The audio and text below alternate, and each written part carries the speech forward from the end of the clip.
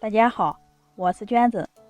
今天分享一个用莲藕做的蔬菜小饼，营养丰富，非常适合当早餐饼。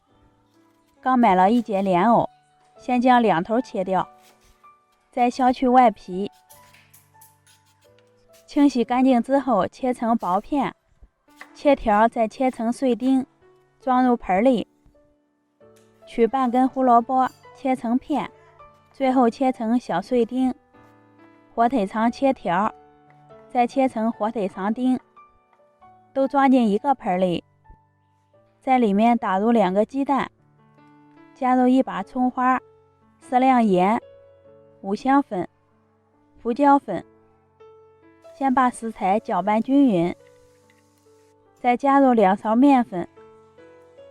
面粉也不用放太多，主要是起到粘合的作用，搅拌到看上去有点粘稠状就行了。平底锅提前预热，刷一层油，先开小火，倒入1勺菜糊，用筷子整理的薄厚均匀一点，盖上盖子，先煎上2分钟，底部金黄以后托起来换个面儿。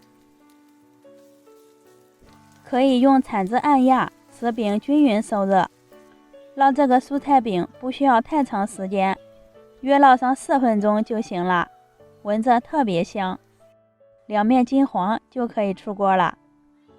一道简单美味的莲藕小饼就做好啦。藕丁吃着脆脆的，有鸡蛋、胡萝卜，还带有火腿肠的焦香，真的很好吃呢。营养也很丰富，给孩子们当做早餐饼真的很不错。喜欢的朋友可以试一下，我们下期见。